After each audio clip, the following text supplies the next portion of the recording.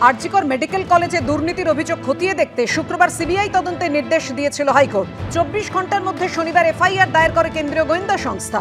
আর এরপর বিন্দুমাত্র সময় নষ্ট না করে আরজিকর মেডিকেলে আর্থিক দুর্নীতির তদন্তে একেবারে সাঁড়াশি অভিযানে নামল সিবিআই। একযোগে 15টি জায়গায় হানা দিলেন কেন্দ্রীয় গোয়েন্দারা। একদিকে রেড, অন্যদিকে চলল টানা জিজ্ঞাসাবাদ, সঙ্গে নথিপত্র যাচাই করে দেখার কাজ। আরজিকর মেডিকেল কলেজের প্রাক্তন অধ্যক্ষ সন্দীপ ঘোষের বাড়ি, ফরেন্সিক মেডিসিনের ডেমনস্ট্রেটর দেবাশিস সোমের বাড়ি, আরজিকর মেডিকেলের প্রাক্তন সুপার সঞ্জয় বশিষ্ঠের ফ্ল্যাট, হাসপাতালের মেডিকেল সাপ্লায়ার বিপ্লব সিংহের বাড়ি সহ একসঙ্গে একযোগে 15টি জায়গায় এদিন রেড করল সিবিআই। রবিবার সাত সকালে আরজিকর মেডিকেল কলেজের প্রাক্তন অধ্যক্ষ সন্দীপ ঘোষের বাড়িতে হানা দেন 1 ডজনেরও বেশি কেন্দ্রীয় গোয়েন্দারা। সিবিআই এর তদন্তকারী দল তারা কিন্তু একেবারে বেলেঘাটায় আরজিকর হাসপাতালের প্রাক্তন অধ্যক্ষ সন্দীপ ঘোষের বাড়ির সামনে চলে এসেছেন। 6:45 নাগাদ সিবিআই এর তদন্তকারী দলের সদস্যরা তারা কিন্তু প্রত্যেকে চলে আসেন। কেন্দ্রীয় গোয়েন্দাদের আরেকটা টিম পৌঁছে যায় আরজিকর মেডিকেলে। রবিবার ছুটির দিনেও গাড়ি পাঠিয়ে নিয়ে আসা হয় নতুন অধ্যক্ষ মানস কুমার বন্দ্যোপাধ্যায়, নবনিযুক্ত উপাধ্যক্ষ সুপার সপ্তর্ষি চট্টোপাধ্যায়কে। 3টি দলে ভাগ হয়ে তদন্ত শুরু করে সিবিআই। প্ল্যাটিনাম জুবিলি বিল্ডিং এ অধ্যক্ষের অফিসে যায় সিবিআইয়ের একটি দল, অপর দলটি যায় আরজিকর মেডিকেলে উপাধ্যক্ষের অফিসে। একাডেমিক বিল্ডিং এ পড়ুয়াদের ক্যান্টিনে যায় সিবিআই এর তৃতীয় দলটি। প্ল্যাটিনাম জুবিলি বিল্ডিং এইটা প্রিন্সিপালের অফিস, এবং এই অফিসে প্রিন্সিপালের পাশাপাশি যে অভিযোগকারী deputy super non medical Akhtar Ali, তিনিও এই অফিসেই বসতেন, তারও চেম্বার এখানে ছিল। এবং যখন সন্দীপ ঘোষ, যার বিরুদ্ধে অভিযোগ করা হচ্ছে, তিনি যখন অধ্যক্ষ ছিলেন, তিনিও এইখানেই চেম্বারে বসতেন।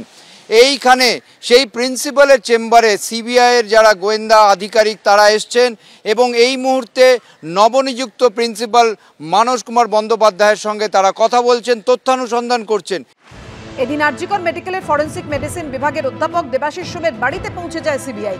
কেষ্টপুরে তাঁর বাড়িতে চলে তল্লাশি। হাসপাতালে প্রাক্তন সুপার সঞ্জয় বশিষ্ঠের এন্টারি ফ্ল্যাটেও অভিযান চালায় সিবিআই। এই যে অভিজাত আবাসন তারই দোতলায় 2E ব্লকের 209 নম্বর ফ্ল্যাটে থাকে সঞ্জয় বশিষ্ঠ, এবং আজকে সকালে তিনি বাড়িতে ছিলেন যে সময় সিবিআইয়ের আধিকারিকরা এখানে হানা দিয়েছেন। একেবারে কেন্দ্রীয় বাহিনী জওয়ানদের নিয়ে এই গোটা আবাসনটি ঘিরে ফেলা হয়েছে। চেক করে প্রত্যেককে ঢোকানো হচ্ছে যে ই ব্লকের এই 209 নম্বর ফ্ল্যাটে তারা যাচ্ছেন কিনা, কারণ এই 209 নম্বর ফ্ল্যাটে কারোর যাওয়ার অনুমতি নেই এবং সেই ফ্ল্যাট থেকে কারোর বেরোনোর অনুমতি নেই। সঞ্জয় বশিষ্ঠ এবং তার পরিবারের লোকেরা এই ফ্ল্যাটেই রয়েছেন এবং সেখানে সঞ্জয় বশিষ্ঠকে জিজ্ঞাসাবাদ চালাচ্ছেন সিবিআইয়ের আধিকারিকরা। আরজিকর মেডিকেল কলেজে মেডিকেল সরঞ্জাম সরবরাহ করতেন বিপ্লব সিংহ। এদিন হাওড়ার সাঁকরাইলে তাঁর বাড়িতেও পৌঁছে যায় কেন্দ্রীয় গোয়েন্দা সংস্থা। আরজিকর হাসপাতালের ভেতরে কফি স্টল রয়েছে চন্দন লৌহ নামে এক ব্যক্তির। দুর্নীতির তদন্তে তাঁর ফ্ল্যাটে এদিন হানা দেন কেন্দ্রীয় গোয়েন্দারা।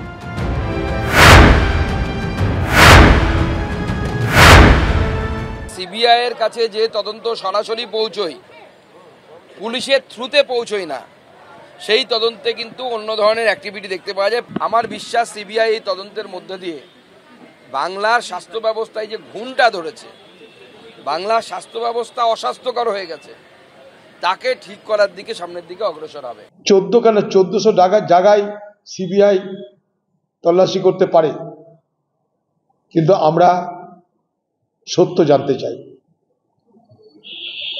এই সত্য জানার অপেক্ষায় সারা বাংলা এবং সেই চিকিৎসকের ধর্ষণ এবং খুনের প্রতিবাদে সারা দেশ এবং সারা বিশ্ব জুড়ে যারাই আন্দোলন করেছে, যারাই বিচার চাইছে, তারা উন্মুখ হয়ে থাকবে। আমাদের মূল যে উদ্দেশ্য সেটা হচ্ছে আগে যে মেয়েটি ধর্ষিতা হলো, খুন হলো, তার সেই কালপ্রিটটা কে? 24 ঘন্টার মধ্যে কলকাতা পুলিশ ধরেছে সঞ্জয় রায়। সিবিআই আগে তার ফয়সালাটা করুক। এখন আবার দুর্নীতির বিষয় নিয়ে তদন্ত আসছে, 100 বার হোক, দুর্নীতি থাকলে তদন্ত হোক, কিন্তু মূল যেটা ধর্ষণ এবং খুন, সেটার আগে তো ফয়সালা করবে সিবিআই। আমরা তো তার উত্তরটা চাই। শনিবারই আরজিকর হাসপাতালে আর্থিক দুর্নীতির অভিযোগে প্রথম এফআইআর দায়ের করে সিবিআই এর দুর্নীতি দমন শাখা। এরপরই দিকে দিকে শুরু হলো তল্লাশি অভিযান। ব্রতদীপ ভট্টাচার্য, ঝিলম করঞ্জাই ও পার্থপ্রতিম ঘোষের রিপোর্ট, এবিপি আনন্দ, কলকাতা।